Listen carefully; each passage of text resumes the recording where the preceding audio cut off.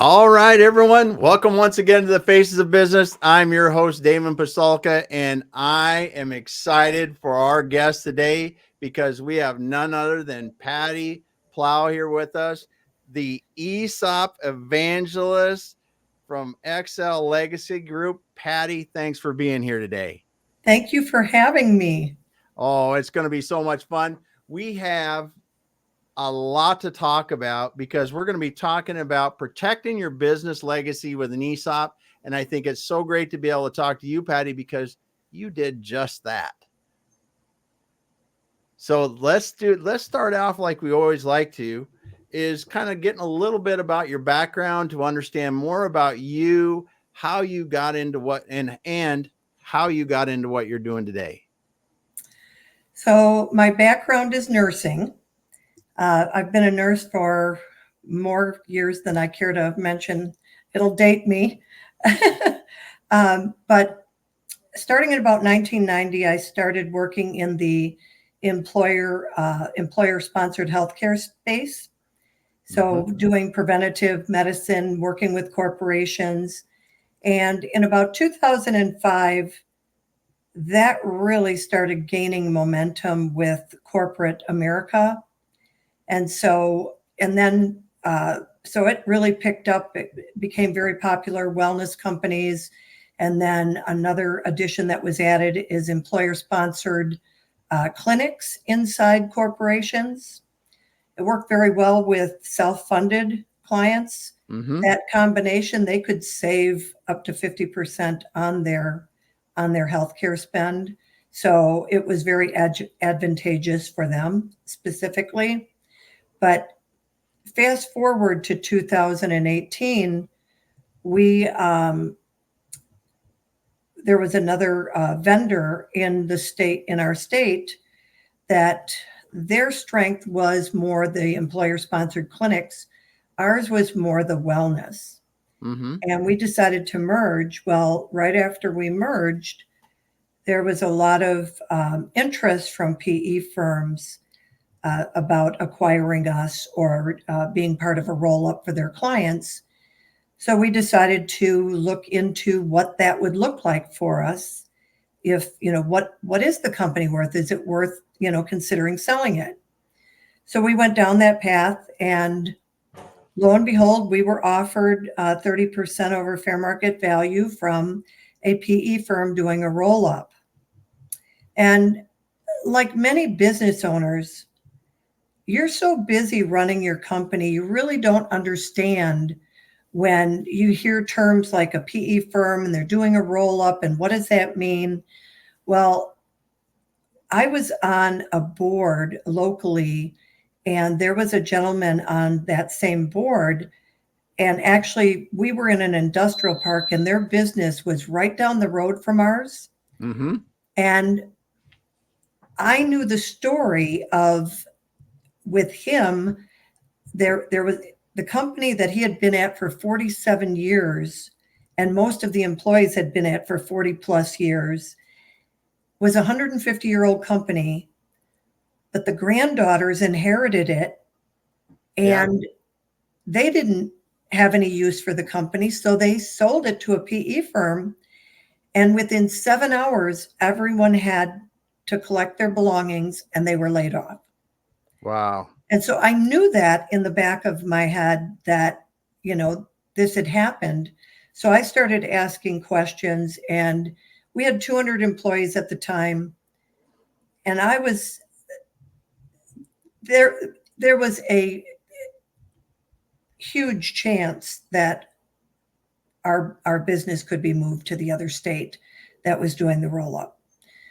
So, uh, but I had, there was a total of 6 partners. And I mean, when somebody offers you 30% over fair market Yeah. value, how do you not take a look at that?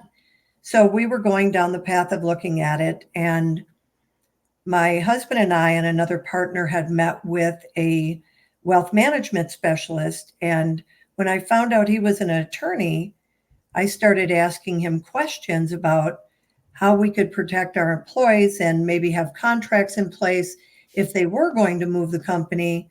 because they had helped us build that company. And yeah, we could sail away with 30% over fair market value and 200 families lose their jobs.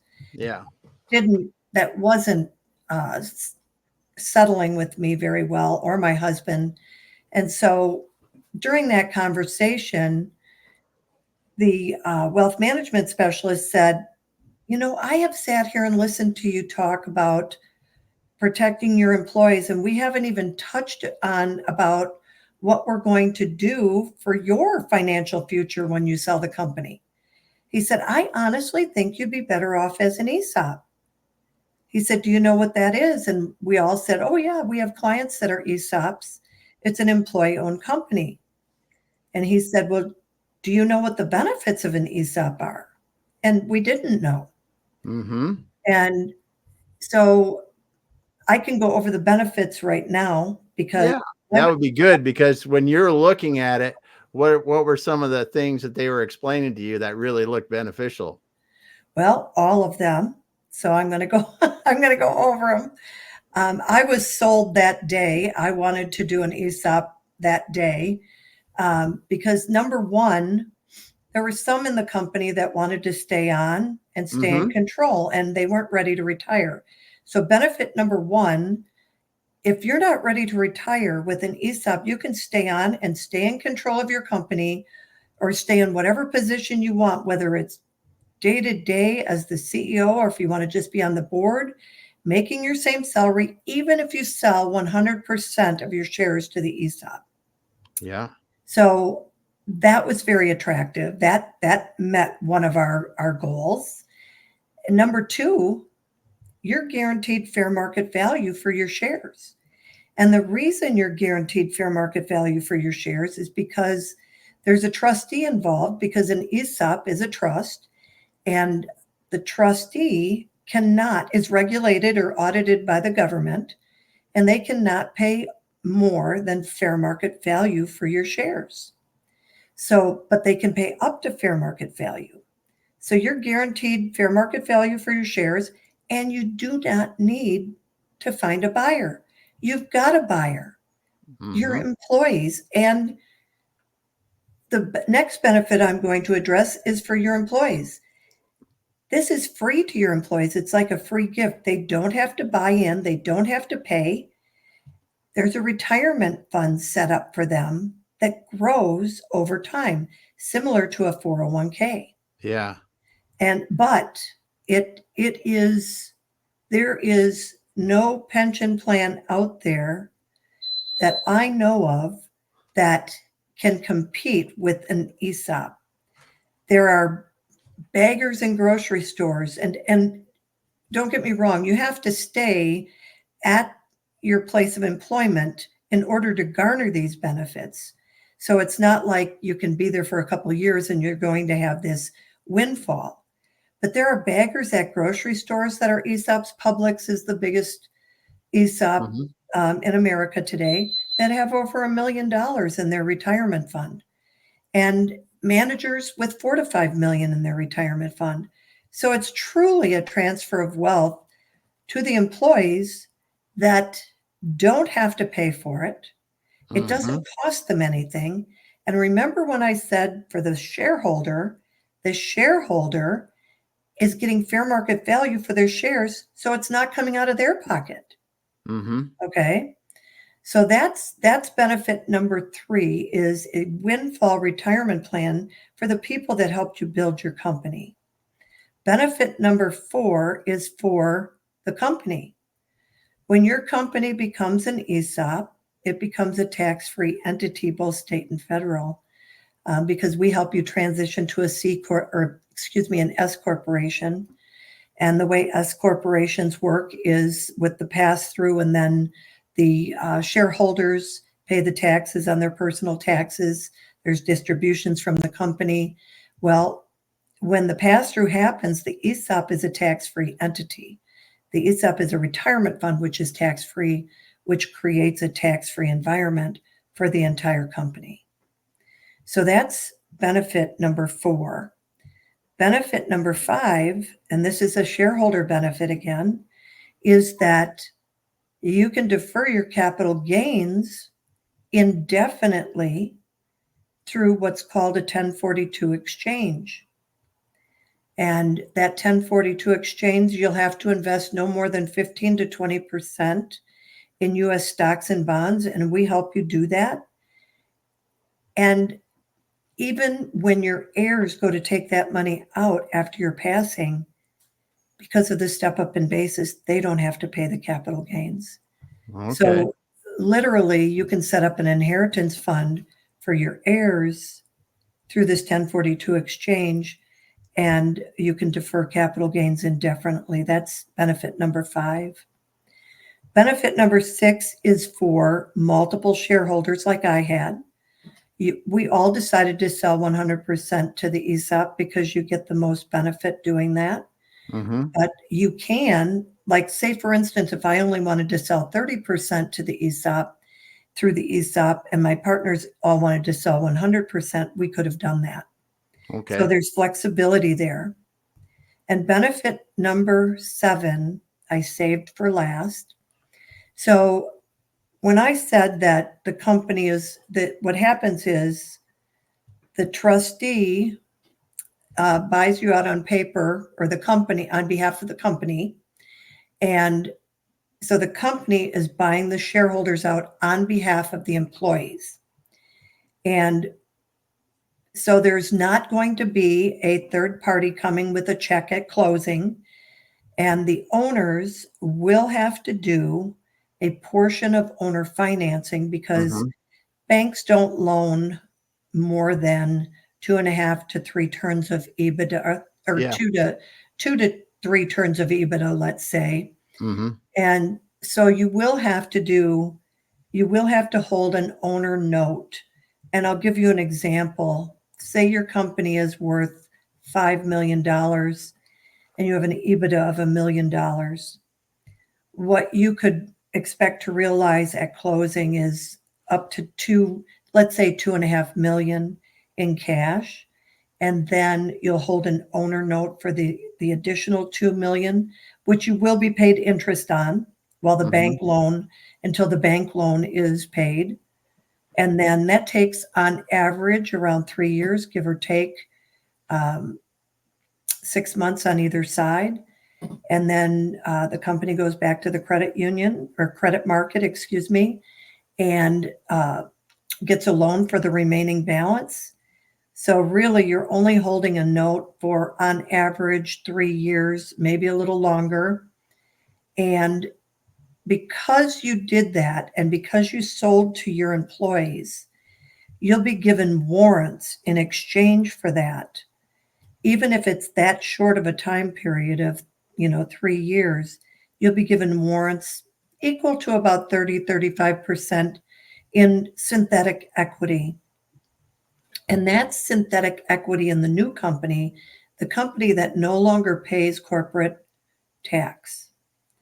And so that company, the day it closes, will be larger than when you sold it initially because of the corporate tax not coming Mm-hmm. due anymore. Yeah. So, and you can hold that note and watch it grow if you want, or as soon as that owner note is paid off, you can cash that in. But what's even better is you can share that with key employees. So those employees, and it's called a management incentive plan. So typically what we see is an owner will put like 20% in their bucket, and then they'll put 10% in the management incentive bucket, and they'll name key employees that they can, that the people that have helped them grow their business that they cannot afford to lose.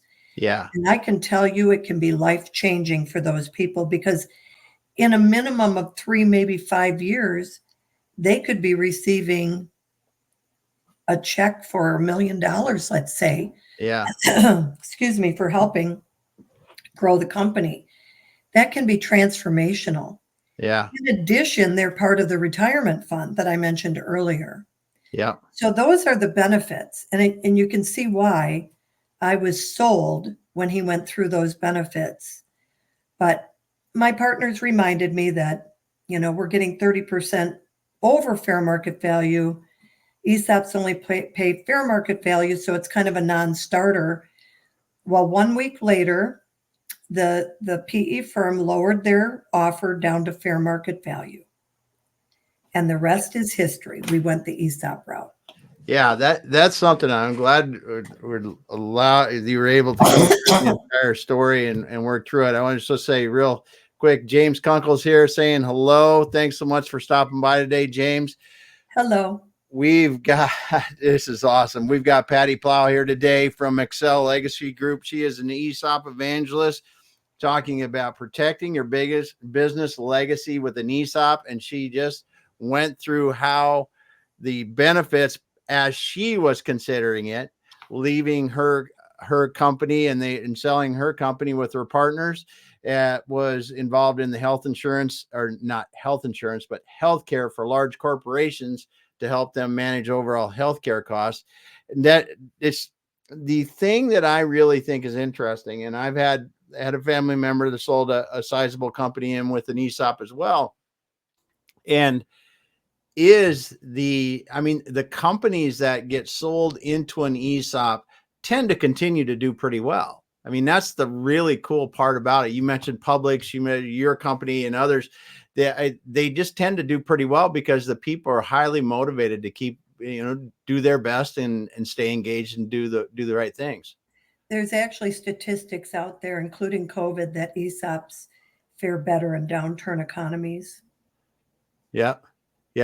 So what do you think when you're talking to people about ESOPs? What are some of the most common questions that they have?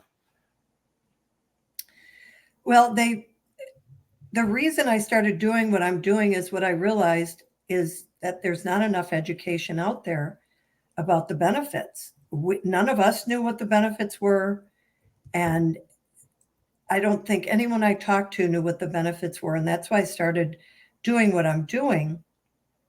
But so just going through the benefits, because they really don't understand it. It's like starting from square one. Yes. So what were some of the things that as you were going through it were you go, that's not so good, but it won't be so bad. So it's not like it's not a benefit, but it's kind of a negative. Well, the seller financing, you had to do seller financing. If I had to look at a negative that people might find as a negative, it would be that. But you're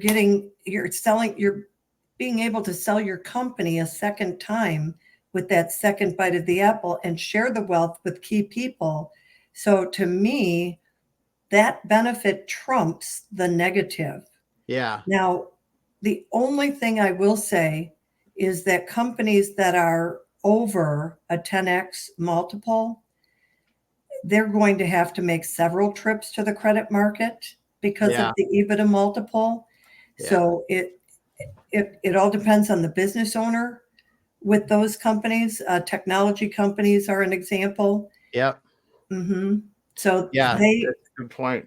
Because their seller financing would be much, much higher. It'd be longer. Yeah. They'd have to make several trips, each time taking 2 to 2.5 turns, 3 turns of EBITDA, and until they got to their purchase price off the table. Yep. The seller financing, now that's one thing you mentioned, it is common for some sort of seller financing in a PE deal or want you to roll interest for it. I think I think is, yes, it's a negative. You may not get quite as much cash, but you're going to leave some in there anyway, in some sort, one way or the other, right, with them. So I think it's good. And also, as you said, that when we talked prior to this, those warrants that you get for that 30 or so % after, because you did that, far offset any of the negative to a seller financing. If you know the company, you like you believe in your company and those kind of things, it's a good investment for the long term, I believe. So, and I can say with just our book of business. This isn't a national average.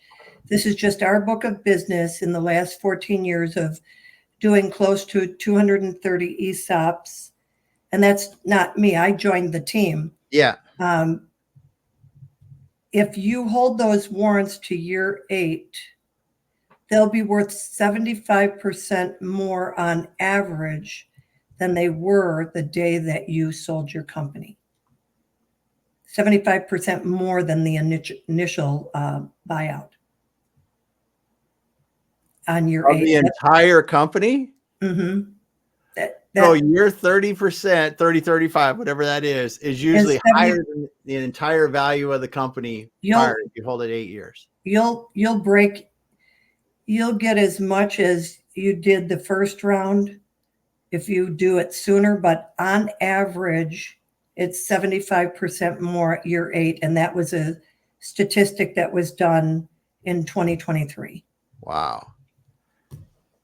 So not only are you're getting paid for the company, but you're getting paid again, basically, plus if you with that warrants that you hold for later. So yeah, that's incredible. And you get to stay in control of your company and nothing changes. Nothing changes whatsoever. You're not answering to someone else. So basically your company does not change other than it now has a retirement fund that allocates shares annually to your employees. Yeah. Yeah. Now you bring that up that you can stay with your company if you're one. So say I am ready to exit and I'm the CEO. How does that work? Do you have to have a transition team in place to do that, or do before you would do the ESOP? So you go, okay, this is one of the preparation steps is I'm the CEO now, but I've got another person that's in the company doing that, and I'm rolling out to be able to sell it to the ESOP. Yes, you have to have a leadership team in place. Okay. We actually had a leadership team in place. I put a leadership team in place just simply because of my age. Yep. At the time. And I had done that 2 years before I heard about the ESOP. So basically what happened is the trustee with their valuation firm came in and met the leadership team because they would be the ones that are making the offer of purchase, the purchase price offer. And they had to ensure that the leadership team could run the company without the president or CEO. Yeah. So if you are considering an exit and you do want to leave or just be on the board, I would have a leadership team in place because that will be something that'll be a priority. Yeah. And that's something that we talk about a lot with clients that are preparing to sell. I mean, whether you're selling to an ESOP like this or selling out to the general market, the better leadership team you have in place, the more valuable it is to the next person. But it's interesting that is one of the key things in an ESOP, because you have to have that. If you're not staying, your team has to be there. And I'm assuming it has to have been in place a while. So this is something, like you said, a couple years ahead, you were ready to go. Yes. And actually one of the ESOPs that I did a couple of years ago, the owner had wanted to do an ESOP prior to coming with us, but was told that she didn't have a leadership team in place. So she had to put the ESOP on hold for a couple of years, build her leadership team, and then she came to us and asked us to help her. That's awesome. That's awesome because, as it is so important. And that's one of the things that I think some business owners that are getting ready to exit or want to exit in the next, people always say it. I don't know if it said I want to exit in the next 5 years. Right. And I think that's just something that's born into us or something. But, 5 years gets eaten up fairly fast when you have to do the preparation work for one of these things. And it really isn't something that you can skip over some of these steps. That's for sure. That's very true. Yeah. Yeah.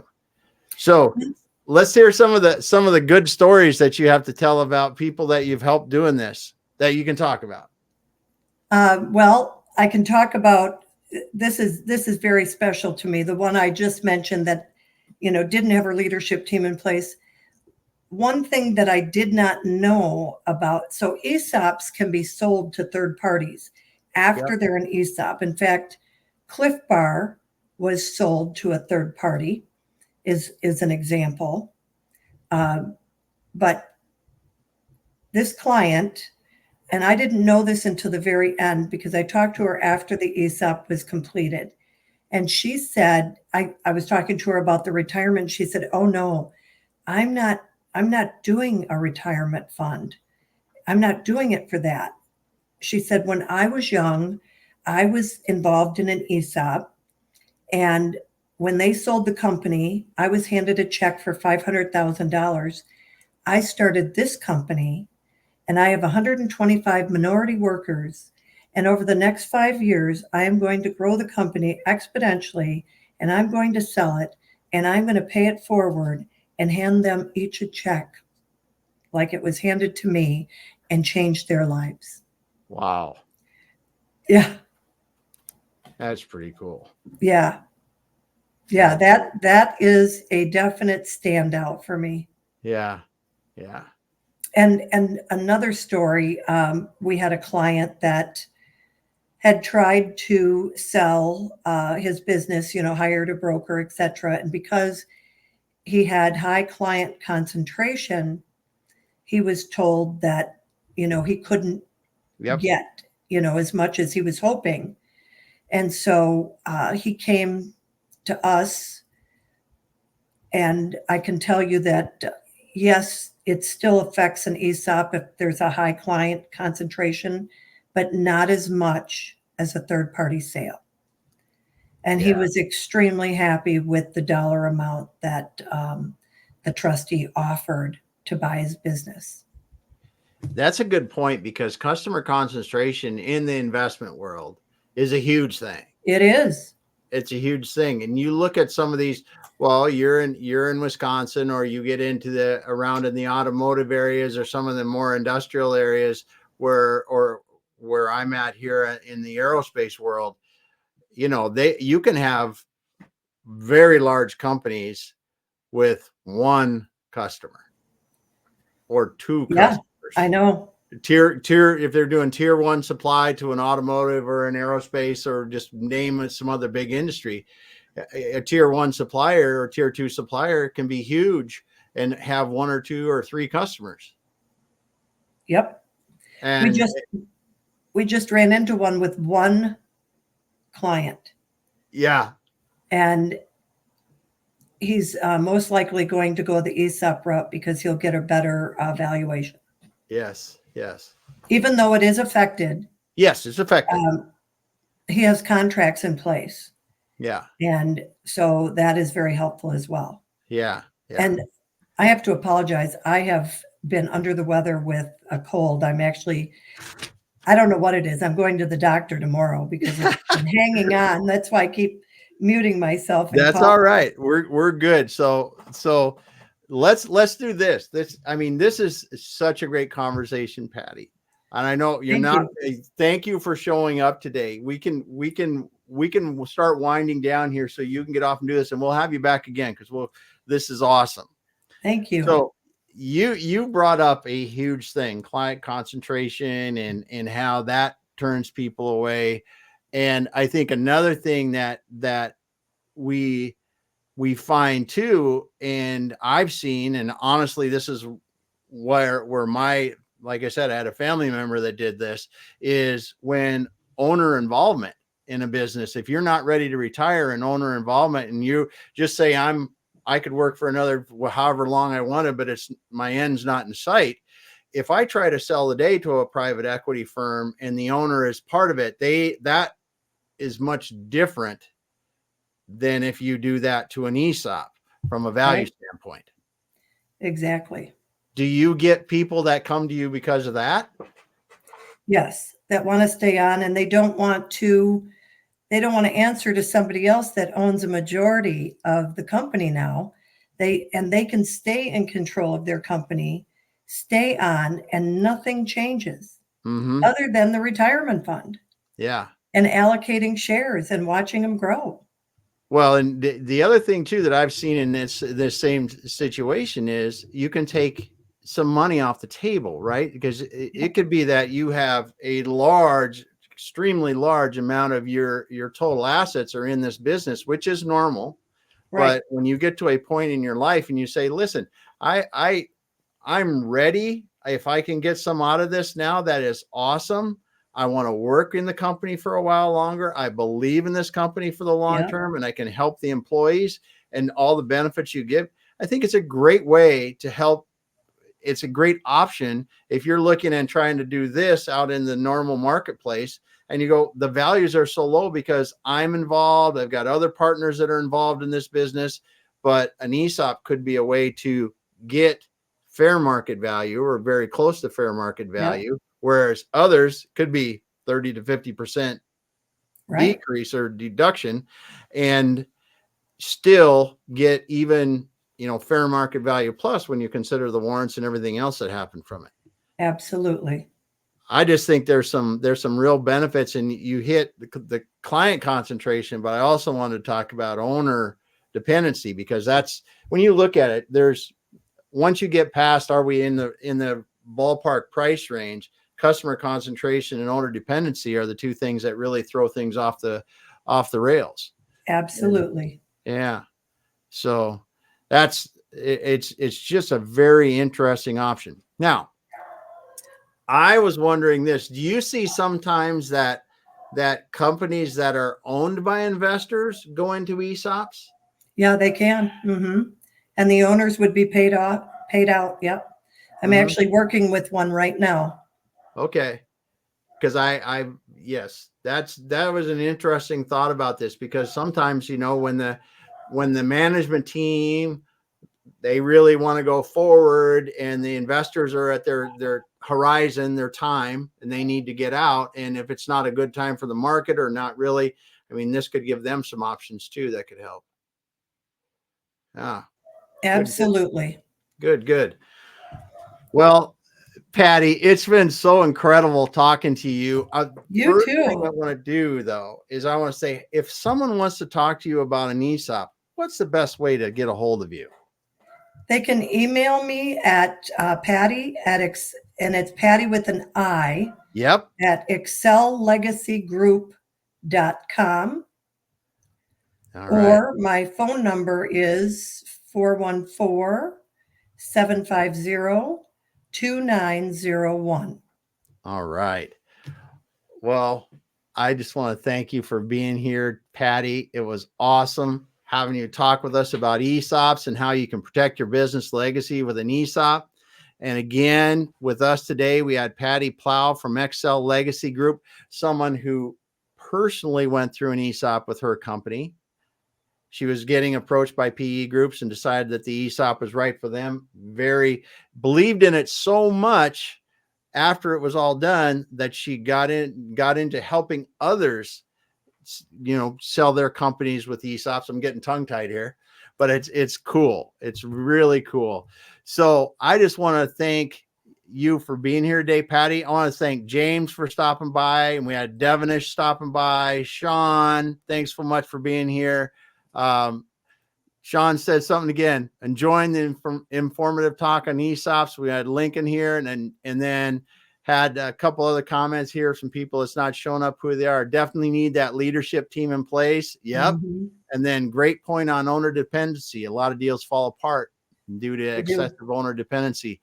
And just, it's so nice to have you on today, Patti. You're showing us some options for people that, these things we talked about where an ESOP might be the best way for them to exit. So, absolutely. Yeah. Thanks again. Well, Patti, hang out just for a minute. We'll finish up offline. I want to thank everyone for stopping by today. If you got in late and started this with us, go back to the beginning, listen to Patti. She started off explaining her story and how she found ESOPs and the benefits of them. She went through the 7 benefits, and I'm going to tell you, you need to listen to that. And thanks, everyone. Hang out, Patti, and we'll finish up offline. Sounds great. Thank you.